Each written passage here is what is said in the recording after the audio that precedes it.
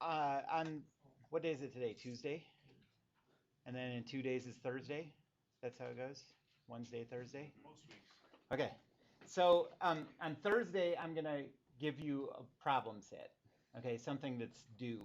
Um, if if you haven't done at least some of the practice problems yet, I would strongly recommend that you get to that before the problem set, because the idea with those practice problems is that you sort of drill the fundamentals, get some stuff in your head, and then when the harder stuff rolls out, you have something to kind of fall back on.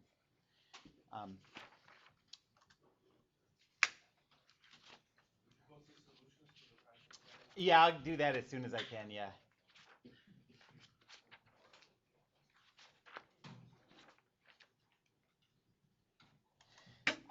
So far we've been talking about statics of particles, um, and there's not too much more to say about that. Uh, you just add up all the forces, set them to 0, all the forces on the particle. So now we're going to talk about rigid bodies, and now things start to get a little more complicated.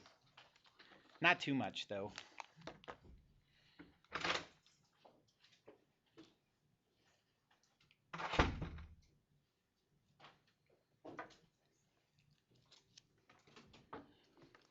I bet that was someone in this class who's just like, ugh, I can't go in there again.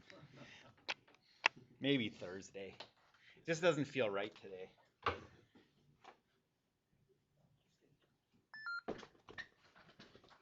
Okay, so with rigid bodies,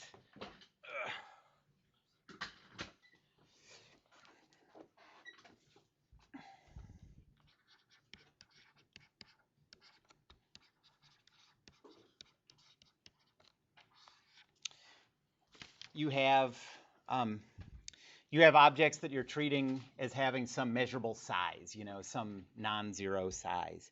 That was the thing with particles, right? We're assuming everything just happens at the center of mass of the object.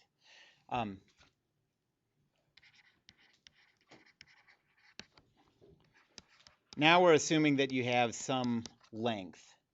And having that length means that the location where you apply forces starts to matter.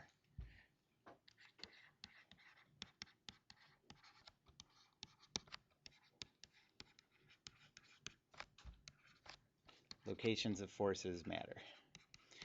And as an example,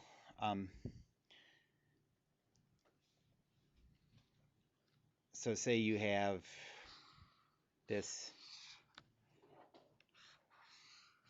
car. This is a bird's eye view of a car. There's its windshield, back window.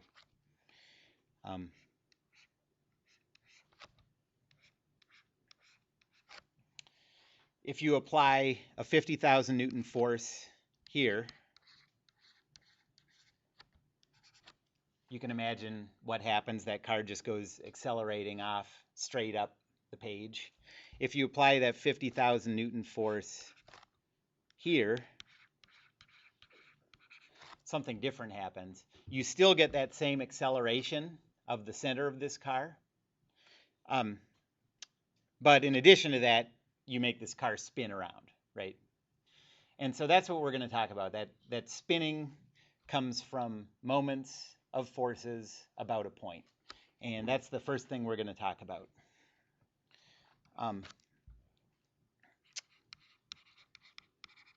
So moment of a force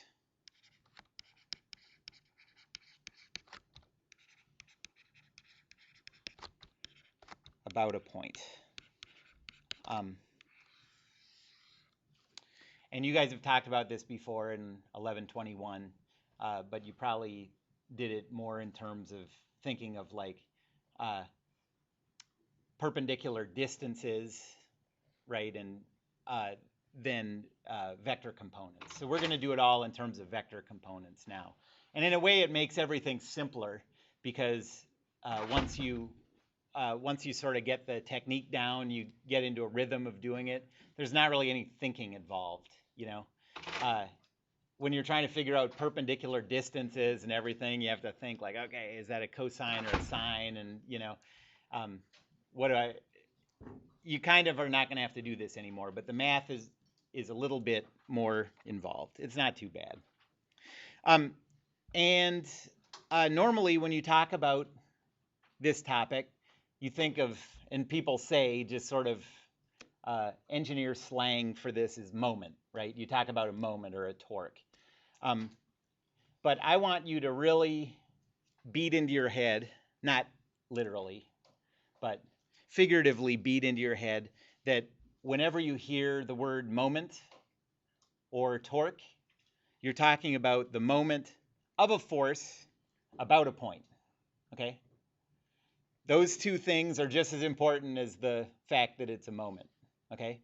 Without defining the force and without defining the point, it doesn't mean anything, okay? It's like talking about cosine without talking about an angle or something. You don't have anything until you define those two things.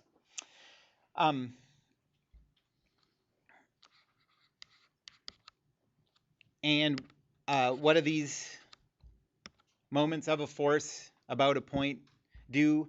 They cause angular accelerations.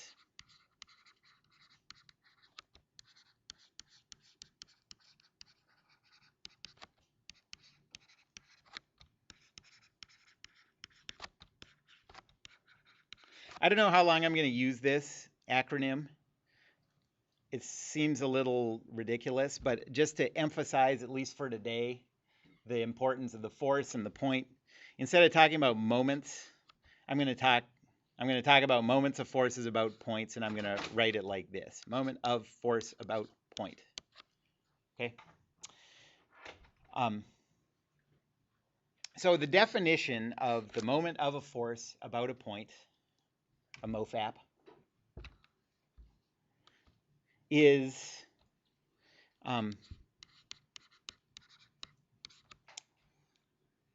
the moment about A produced by the force F, and this is a vector quantity, is equal to rho, and I have to tell you what that is, crossed with the force vector. And this is our equation 2.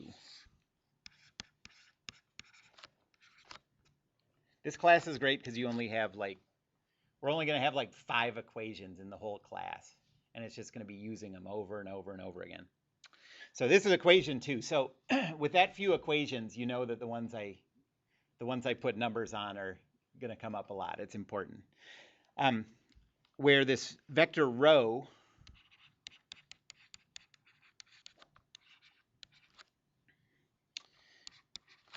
is the vector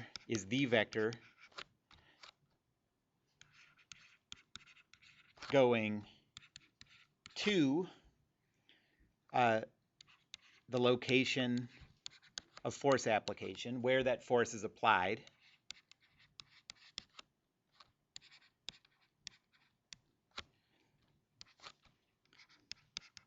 from the about point.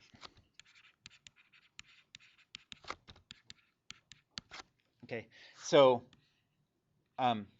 in this example, say that our about point, say we chose the center of the car as the about point, okay? Then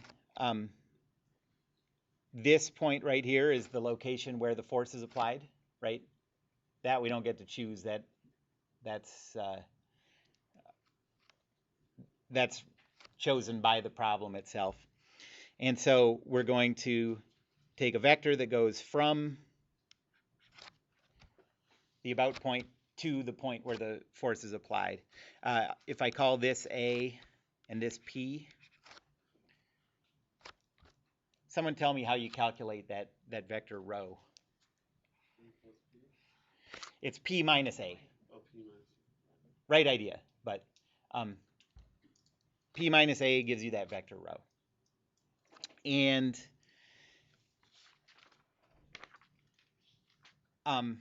in order to calculate these,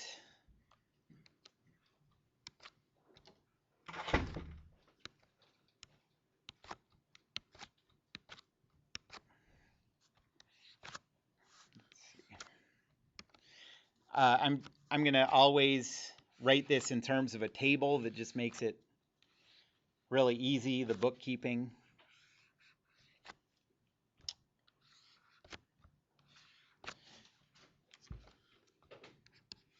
So think of these moments of a force about a point as being represented by this table, and you just fill out the columns of this table. So the first column is the point where the force is applied, the point of force application. I'll call that P, just like I did in this figure.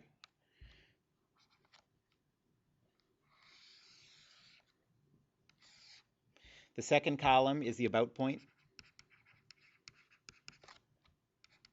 That's the one you get to choose, and I'll call that A.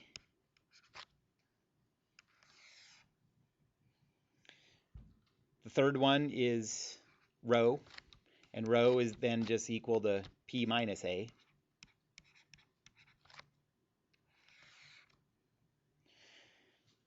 The fourth one is the force vector.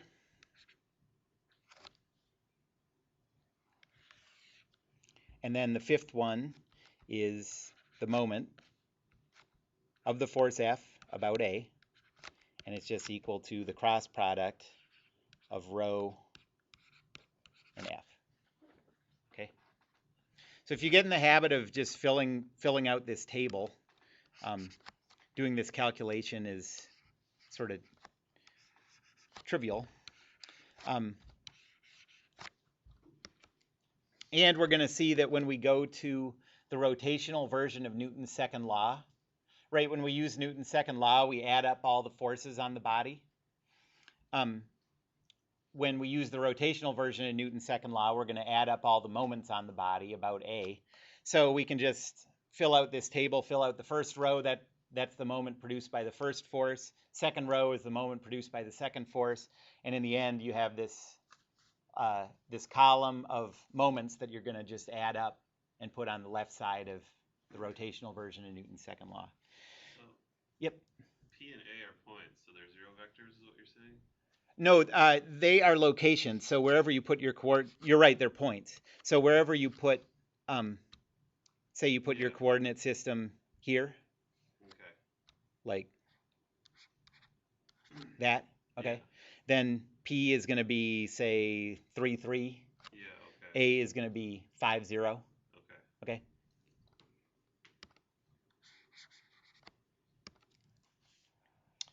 Okay, so let's do an example and fill out this table.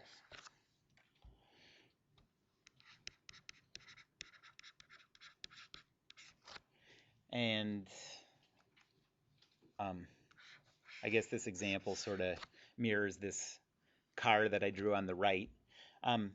So let's say that we have this 50,000 Newton force acting in the lower right corner. And let's say that the length of this object is 2 meters. Go another 2 meters. And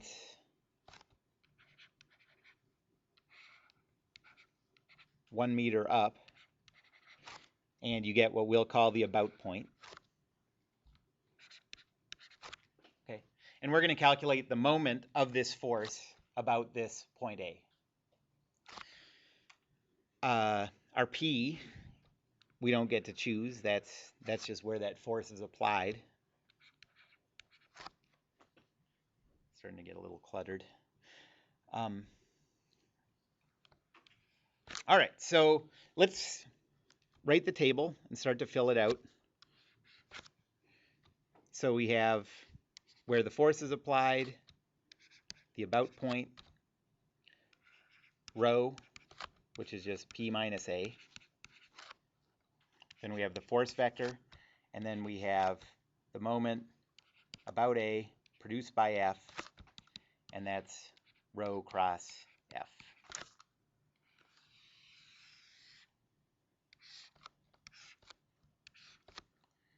Okay, so before we can fill out any vectors, we need to choose a coordinate system. We're going to do a lot of 2D problems, and most often you're probably just going to choose a standard horizontal, vertical coordinate system, but you don't have to. The coordinate system can be rotated anywhere you want. And so I'm just going to kind of point out over and over again that, like, we can't start writing vectors yet. We got to choose something to reference those vectors to. So let's choose our coordinate system right at the middle of this object, like that. Okay.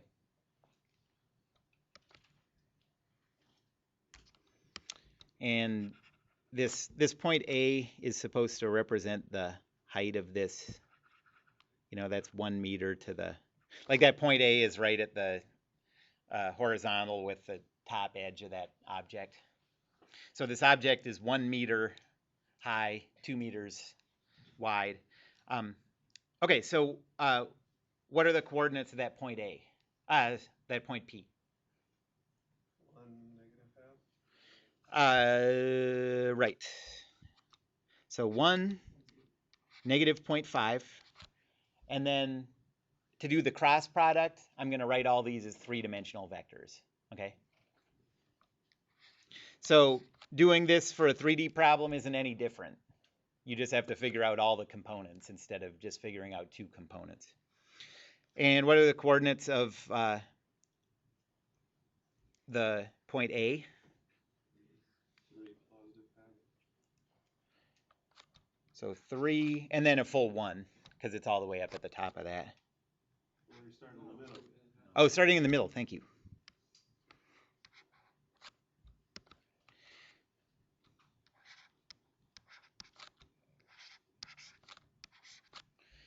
And then for rho, just subtract those. So -2, -1, 0.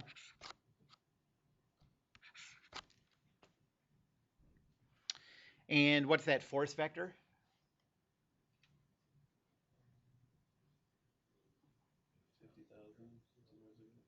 It's y. So 0, 50,000, 0.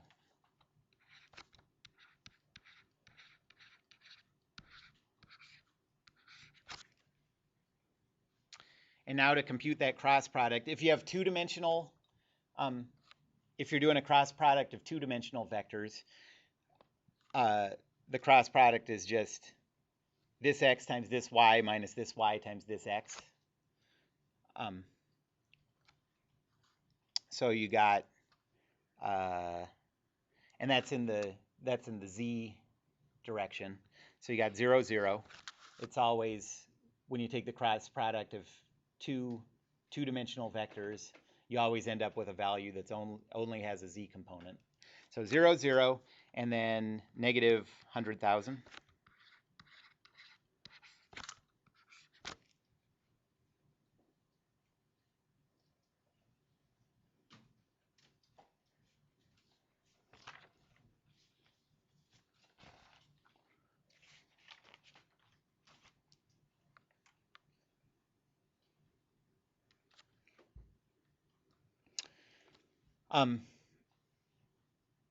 And of course, just to keep beating this horse, this dead horse, you'd get a totally different answer if we'd chosen a different about point, right?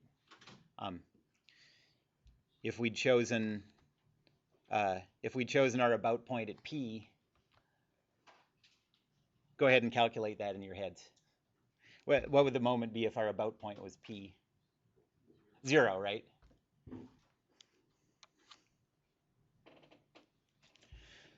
Okay, so what would happen now? I want to sort of emphasize the vector nature of these moments.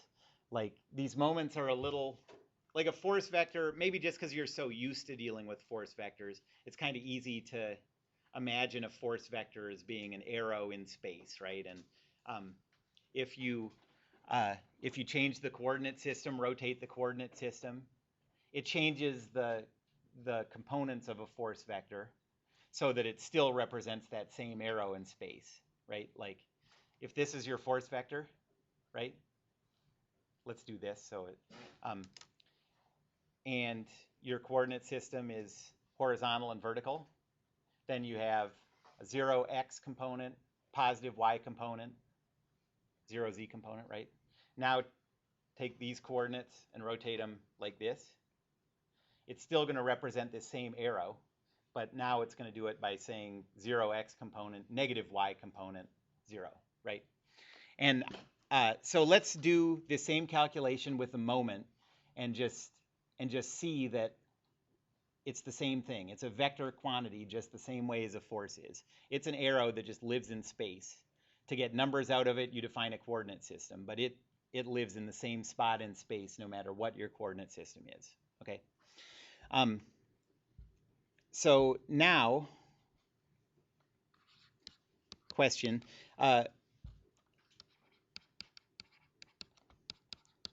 what if we had the same problem, but we switched the coordinate system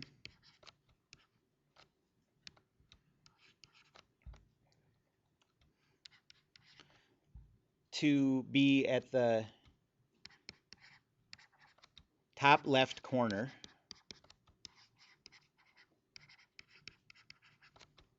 and rotated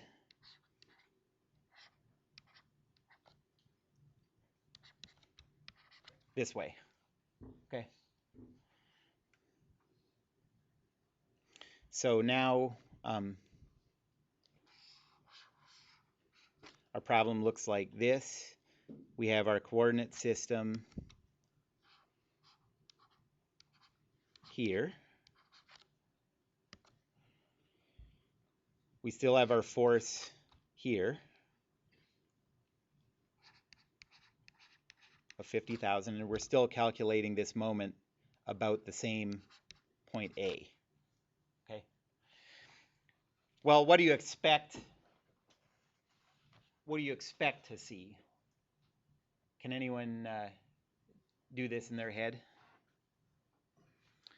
Look at the answer we had before, I guess, first. So our answer before was in the z direction, so out of the page, with a value of negative 100,000, right? So now we've rotated the x and y axes.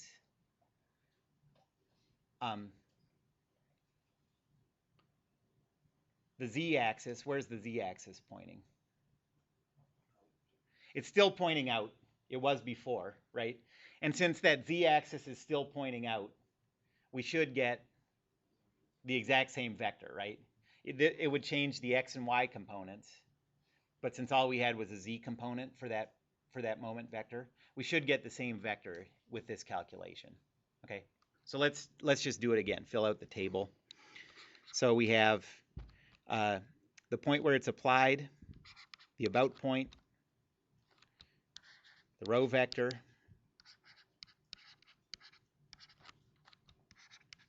force vector, and the moment about A produced by F, and that's equal to rho cross F.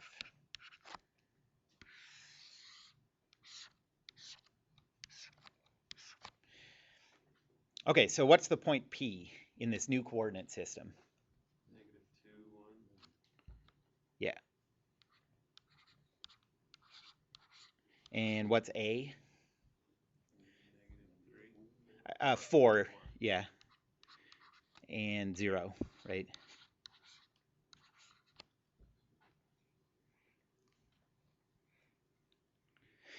So rho then is -2 minus 4, so +2. 1, 0. What's the force vector in this new coordinate system? 0, -50,000. Right.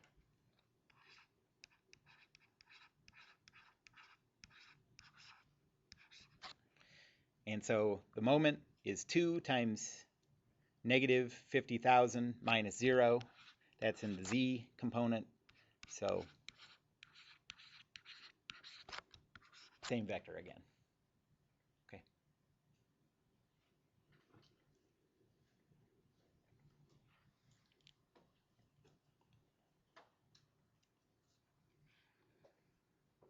And the way you're used to thinking about the moment, probably more used to thinking about the moment, as a force times a perpendicular distance, right? When you calculate a moment that way, you don't have to come up with a coordinate system in the first place, right?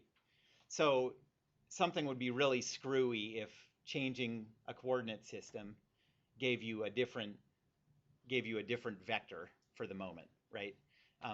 Like you're used to the fact that a moment is independent of the coordinate system you choose, and this shows that it is. Although, you know, if I'd rotated that coordinate system z-axis, we'd get different numbers. It would just represent the same vector, right? Am I talking about this too much or too little? Or just right? Just right? Thank you. That's what I thought. Okay, so let's do a little more involved example. But we're still going to use these exact same steps. So say that you have this plate.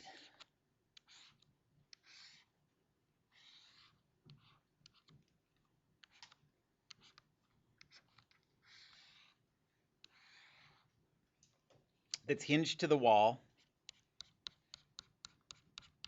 over here. We'll put our coordinate system right at the top.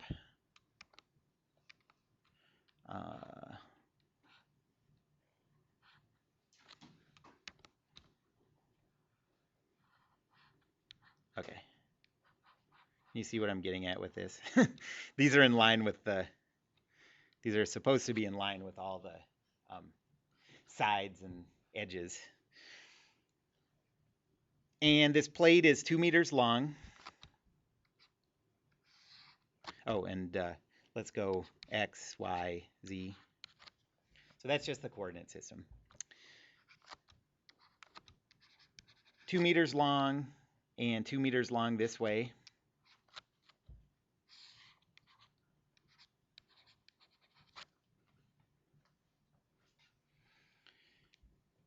And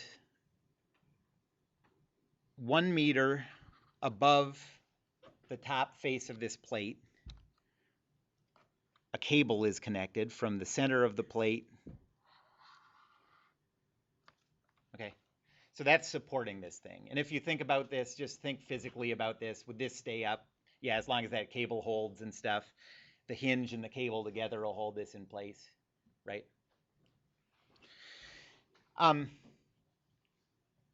And let's calculate. I'll give you about point A.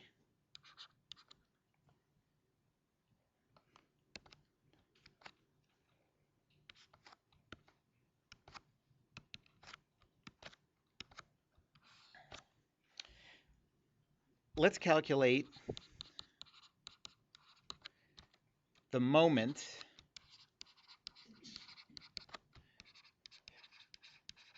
about A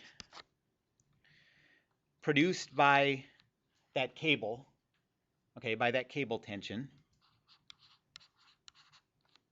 And this is the moment about A acting on the plate.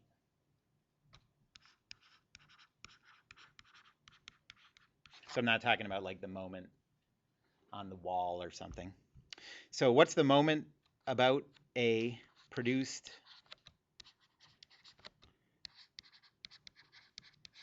by the cable force?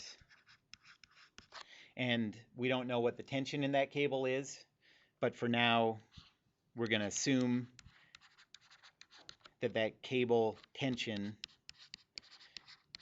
is just has a value of T, okay? So we're just going to use a variable to represent it.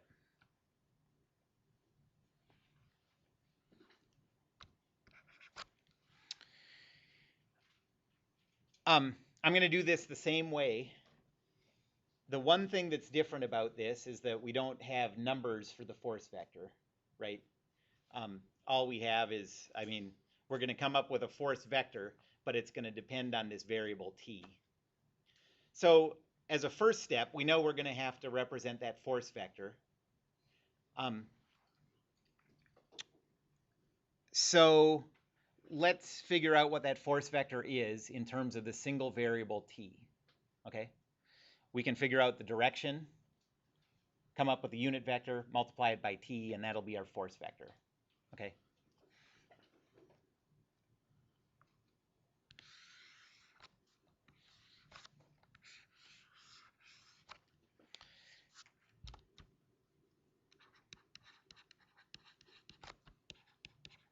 So the force applied by the cable.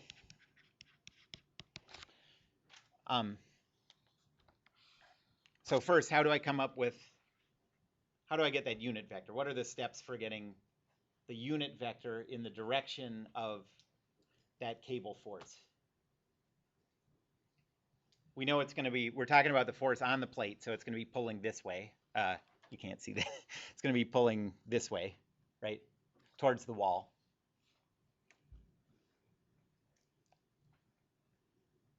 We know the coordinates of this point. I guess I didn't write that, but that's supposed to be 1 meter. Yeah. Okay, so this point here is going to be, what's that in coordinates? -1, +1, and then +1.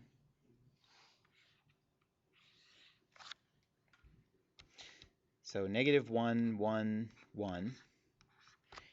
And then minus the other end of this cable, which is, that's where we put our origin.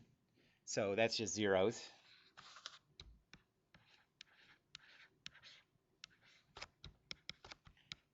-1, 1, 1.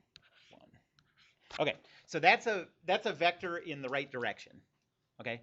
But it's not a unit vector yet. So we need to scale it. So May I have your attention, please? This is security. This message is to inform the campus community that ITS is still working to restore technology services to the campus. These services are expected to be restored by approximately 11 o'clock a.m. We apologize for the delay and thank you for your patience. that was helpful. Okay, so what's the length of this vector? Square root of 3, right? So the unit vector is going to be 1 over -1 over the square root of 3. Ooh, I can't fit it in there. -1 over square root of 3, 1 over square root of 3, 1 over square root of 3, and that's -0.577, +0.577, +0.577.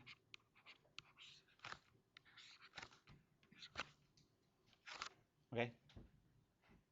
And so now all we have to do is multiply that by the variable. So the force applied by the cable is just T times -0.577, 0.577, 0.577.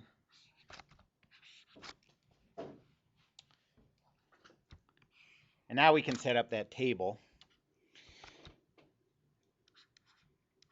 So P vector, A vector, row vector, just subtract those two. Force vector, and then moment about A produced by F.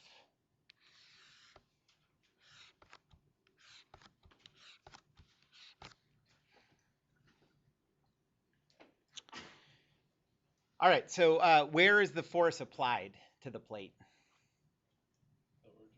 Right. And what are the coordinates of the about point?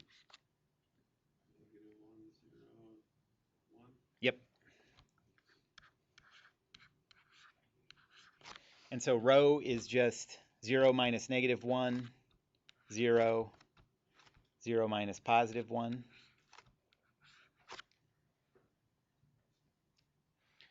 The force vector we just calculated.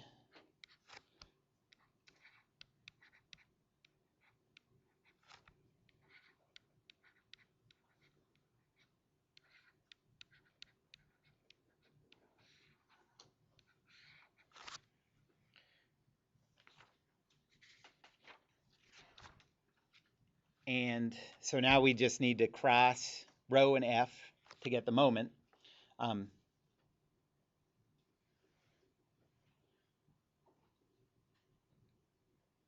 So let's see, you have to go back to the formula for the cross product, but so in the X component of the moment, we have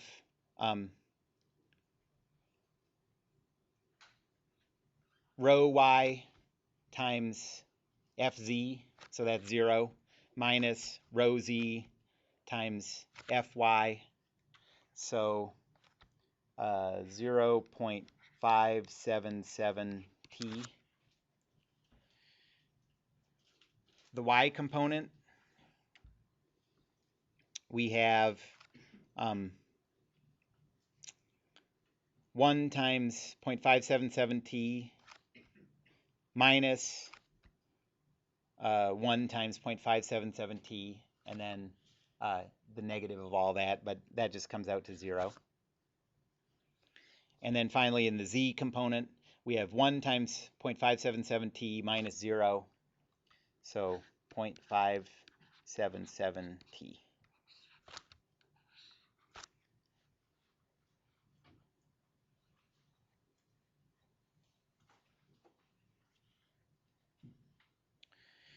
Any questions about that? Or any of the steps to doing that confused you?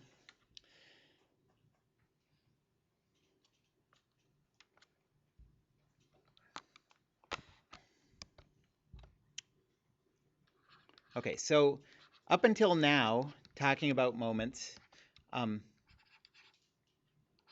moments of a force about a point are just sort of this mathematical thing, right? We haven't used it for physics in any way yet.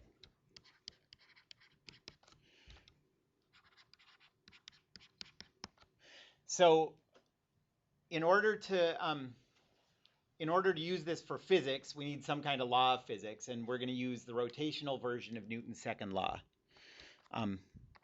So rotational Newton's second law lets us connect it to physics or dynamics or whatever you want to call it.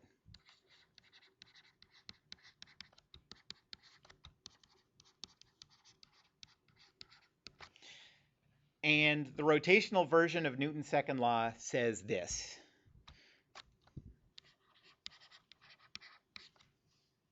It's actually sort of complicated. That's not what it says. Okay, and this is true for rigid bodies. The sum of the moments on the body about A is equal to the moment of inertia about A times the angular acceleration. And the sum of the moments about A, that's a vector, right? The angular acceleration is also a vector. I'm talking generally if we're doing three-dimensional problems. What type of mathematical object is this moment of inertia? You guys talked about moments of inertia a little bit, right, in physics. So when you use it with two-dimensional problems, like probably most, maybe all of the problems you've done, you can treat that as just a scalar. But in general, in 3 dimensions, that's actually a 3x3 matrix.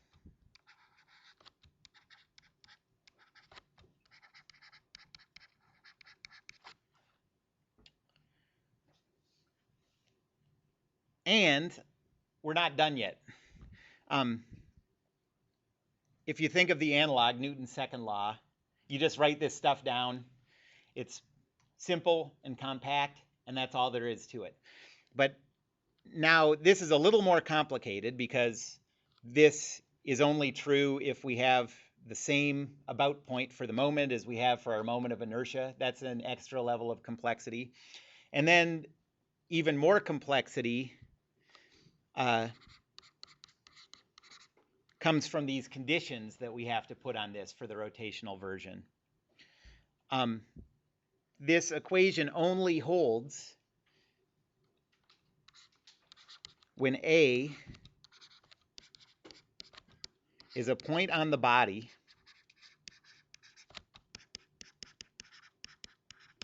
that's either, anyone remember what these two things are? What are your two choices if you're going to use this simplified version of the rotational Newton's second law?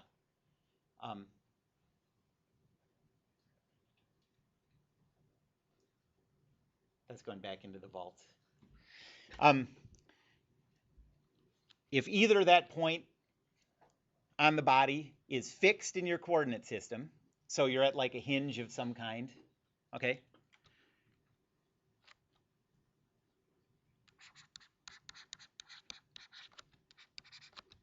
So fixed in some inertial reference frame, or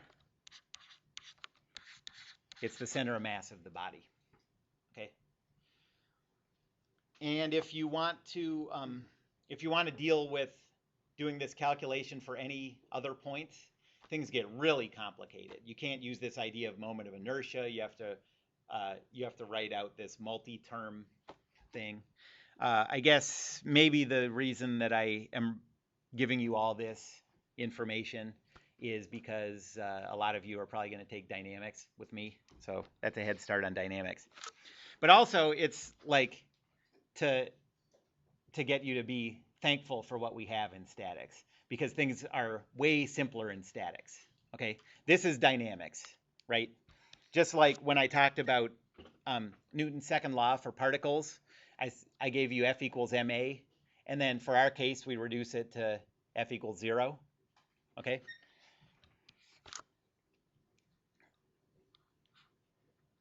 In statics,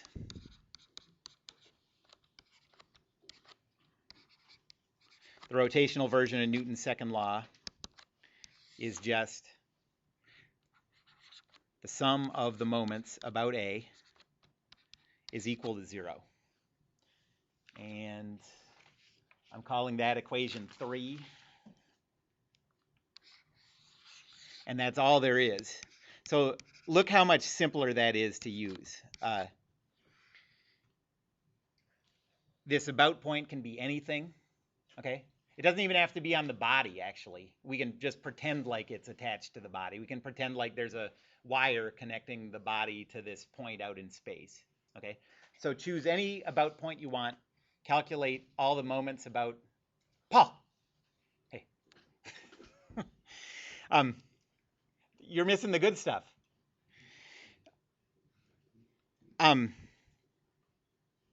Choose any about point you want, add up all the moments, set them equal to 0, and that's all you need to use this equation. So let me summarize what we have for a rigid body.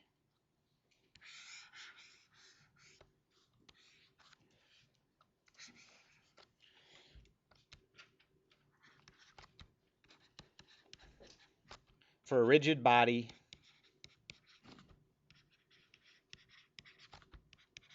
in static equilibrium,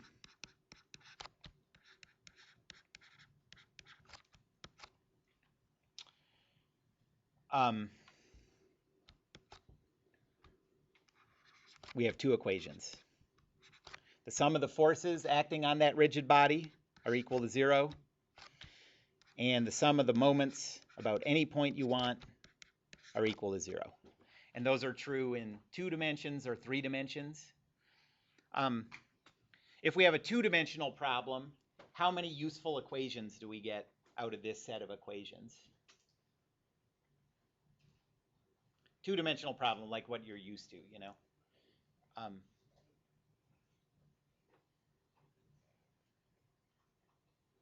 Two from the force equation, because it's 2 dimensions, right? You do have that third equation for z, but it won't help you because it just says 0 equals 0. And then one more equation for from the moments, okay? The z component of that moment equation.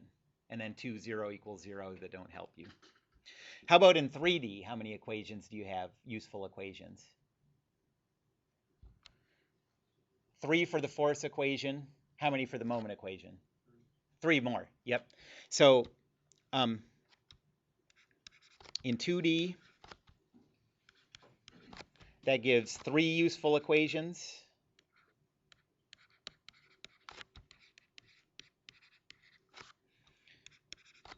In 3D, 6 useful equations.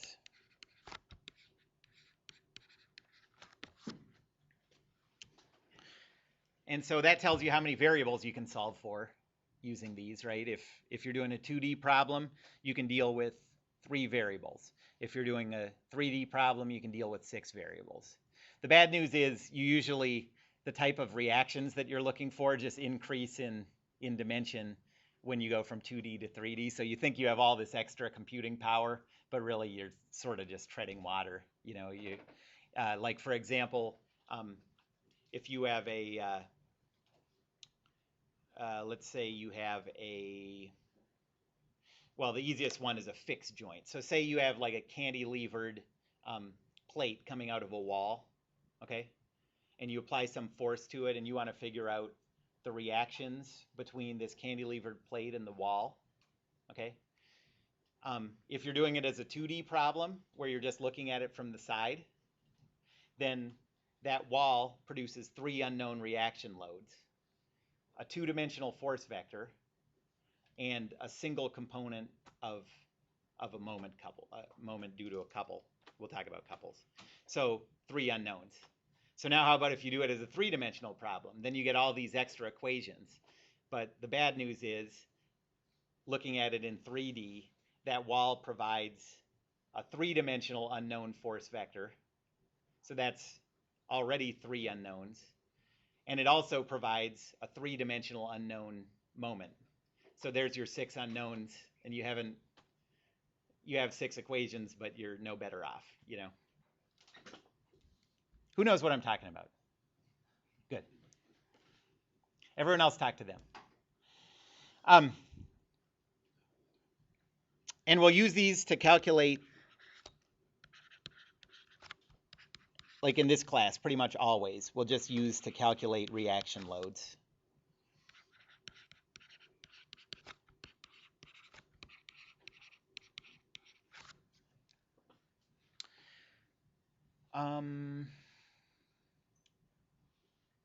There was something else I really wanted to say, but now I'm embarrassed. Not really. I can't remember what it was. And I'm embarrassed about that. Okay, that'll come to me later. Anyone have any questions about where we are so far? So we have these 3 equations that we can do statics with in 2 dimensions, 6 equations we can do statics with in 3 dimensions. So now I want to talk about a very specific and important type of, like we've been talking about moments of a force about a point. I want to talk about a very specific kind of moment that's going to come up all the time. And it's pretty interesting how this works. And this is the moment of a couple.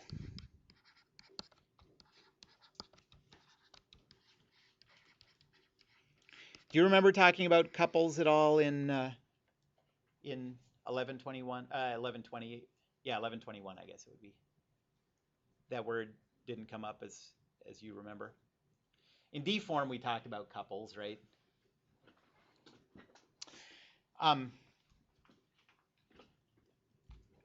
And what do you notice just about the phrasing here? Moment of a couple.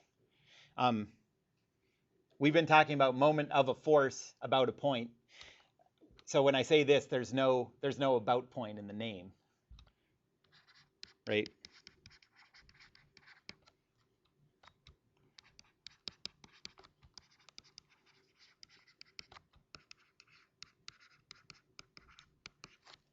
And the answer is, and the reason these are so important, is moments produced by a couple, and a couple is just two equal and opposite forces. So I mean, it's really like the moment of a couple is just the combination of a moment produced by this force and the moment produced by that force about whatever point you choose, right? But we're going to see that when you calculate the total moment produced by a couple, the about point doesn't come into it at all. It's a really surprising, interesting result.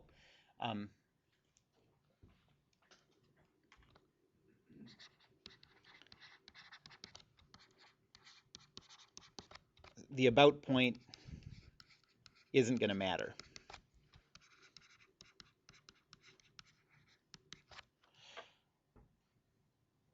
And what that is going to mean is when we use the rotational version of Newton's second law, you're going to, like, you have to choose an about point to use this, right? So say you choose this point, and now say there are some couples in addition to just lone forces that are producing moments, okay? Then you're just going to be able to add these couples into the left side of this equation without adjusting anything for an about point, because they're exactly the same for this about point as they are for this about point or this one, okay? So couples are just something you can always add into that equation without worrying about the about point. Okay, that's just kind of a heads up on where we're going. So let me define a couple. A couple is made up of two equal and opposite forces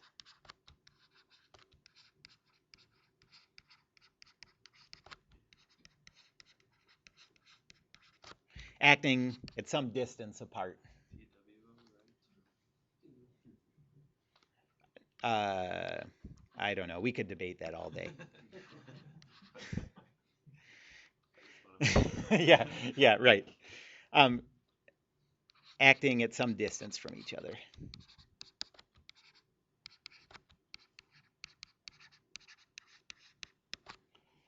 So there's some object, and you have some force F, and you have another force F just acting in the other direction, same magnitude.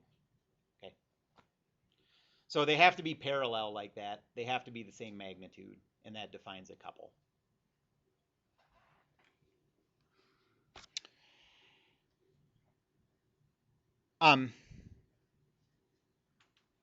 And it seems a little weird when you think about, so what is the moment of a couple? It's just the moment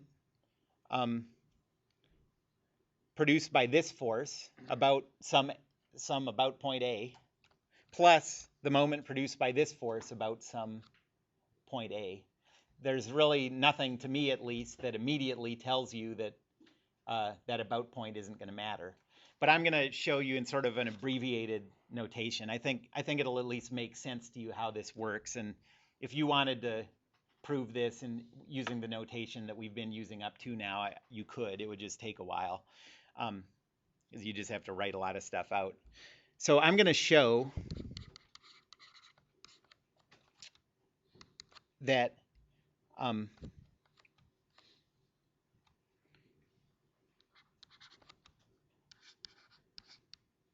in calculating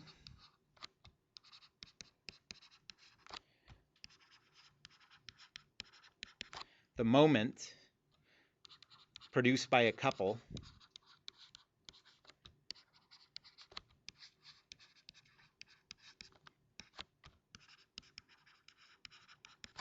the about point doesn't matter.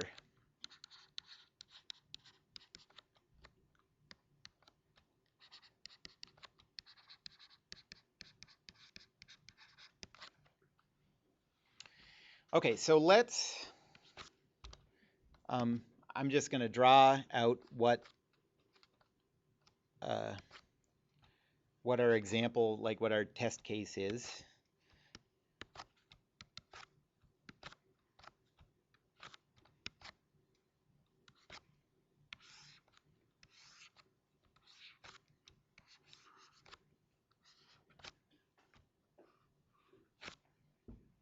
So you have some random rigid object,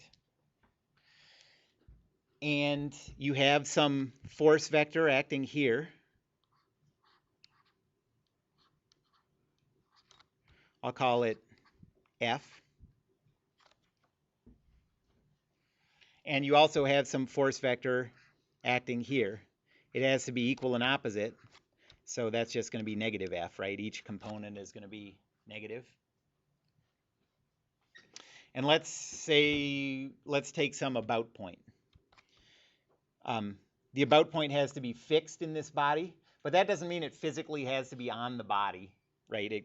So in general, it could be anywhere. It just has to, you just have to imagine that this, as the rigid body moves, this about point moves with it.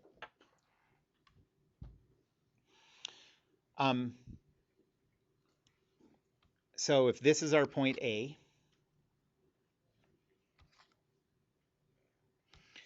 then let's call a vector going from A to the point where the force F is applied, rho 1.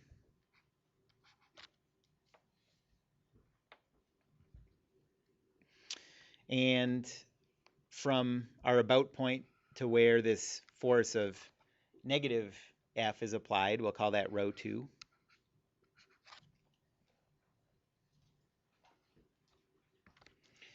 And if this point here is P1 and this point here is P2, okay, then like we've been doing with the tables, rho 1 is equal to P1 minus A, rho 2 is equal to P2 minus A.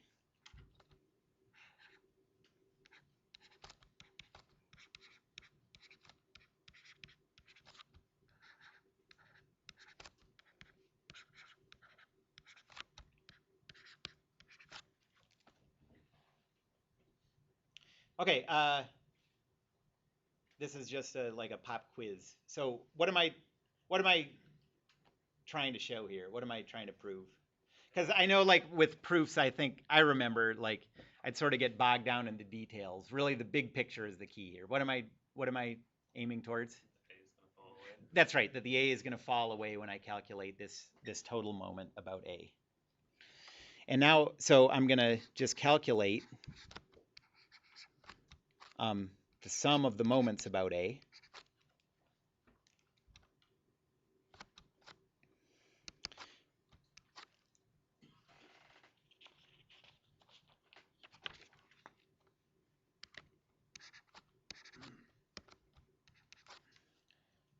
So the moment produced by the force F is rho 1 cross F, which is P1 minus A, crossed with F. And now just add the moment about A produced by the second force, this force negative F. So plus P2 minus A crossed with negative F. And now I'm going to do some stuff. I don't think you guys probably have taken math classes where you've done a lot of manipulating cross products and stuff. But so I'm going to use some properties of cross product that you can easily believe, and you could actually verify to yourself if you wanted to. But the cross product is distributive. Okay, so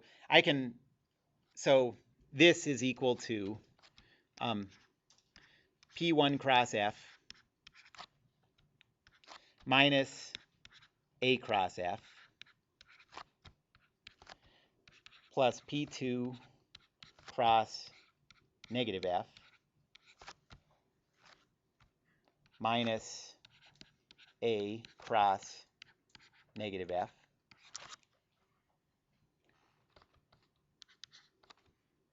so that happens because the cross product is distributive.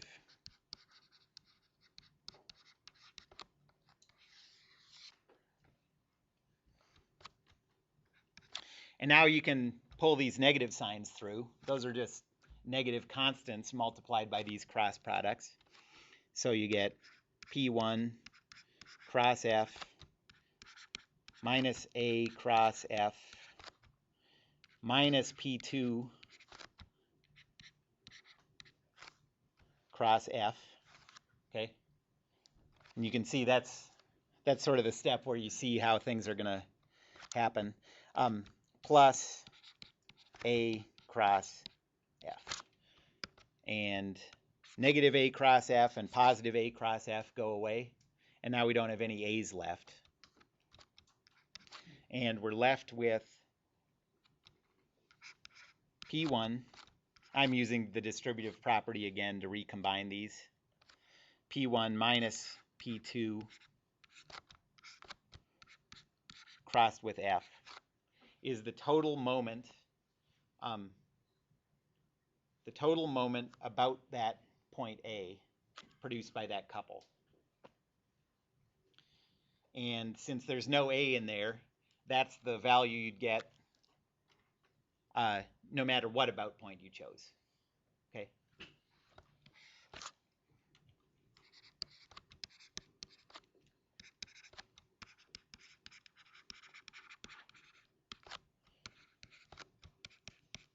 So that's what you'd get for any about point.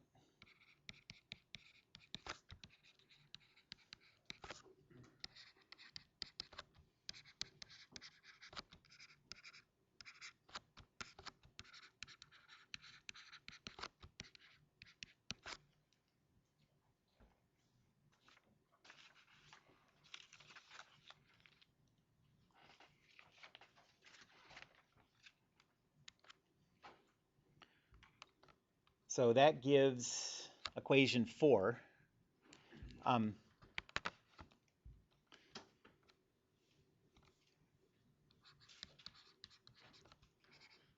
For any couple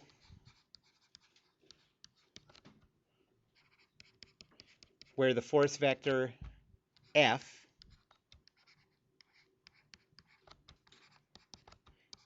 acts at P1 and the force vector negative F acts at P2, the moment produced by that couple is equal to P1 minus P2 crossed with F. And that's equation 4.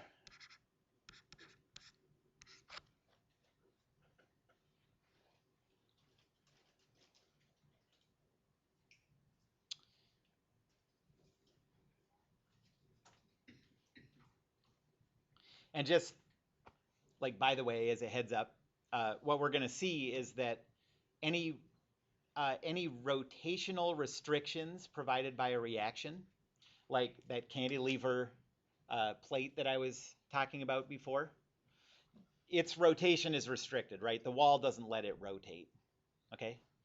That restriction is provided by a couple. The wall applies a couple to the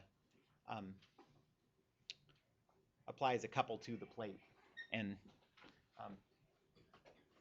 actually, if you think about it, it sort of makes sense that it's a couple because what the wall's doing is applying, like if you're applying a force to this thing here, what kind of loads is the wall applying to this in order to keep it from rotating? It's applying a force this way and a force this way, right?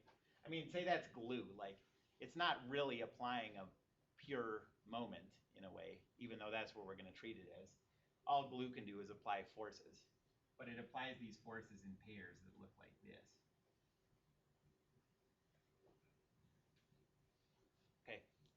so that's why we can treat that as a couple, because it's made up of infinitely many actual couples.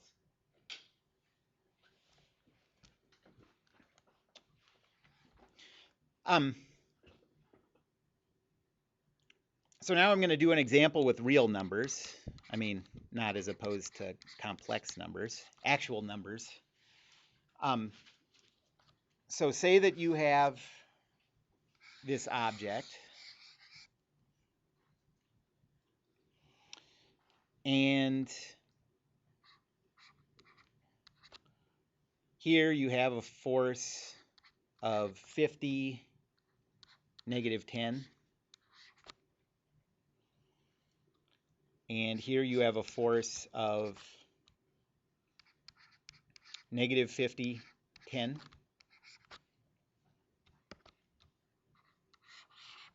This point is 0, negative 2. And this point is 3, 0. Okay. And we want to know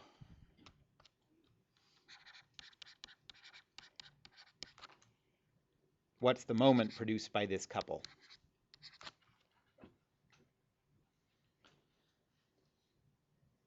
And that brings up sort of a, like, it's all well and good when you're talking about variable names, right? Like, so we have this nicely named positive variable f, and this nicely named negative variable negative f.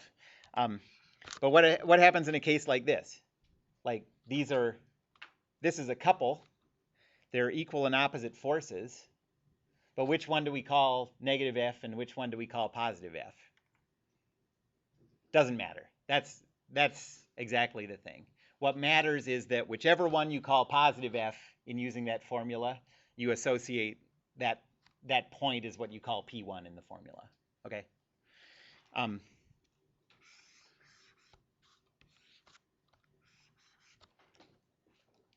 So it's arbitrary, but let's call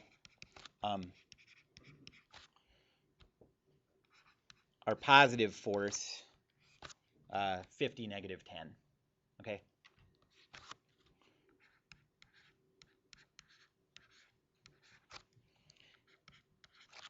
Then once we make that decision, we're locked into defining P1 as 0, negative 2.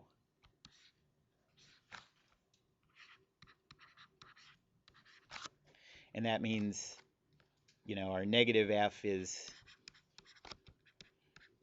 negative 50, 10. And our P2 then is 3, 0.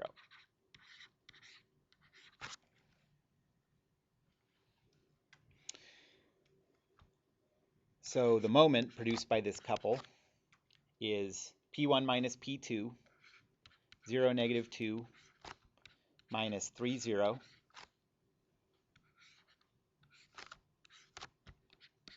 crossed with 50, negative 10.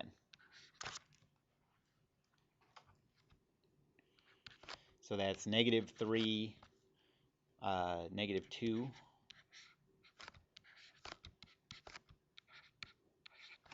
crossed with 50, negative 10.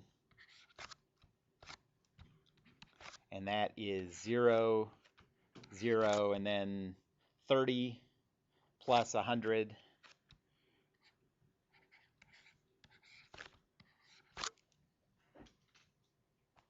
Okay. And does this make sense? Think physically about what's happening here. If you have basically, you know, these are mostly horizontal forces, right? So this force is mainly going this way. This force is mainly going this way. So think about the rotation that combination will cause. It'll cause a counterclockwise rotation about the z-axis. Counterclockwise is positive, so that makes sense. Okay.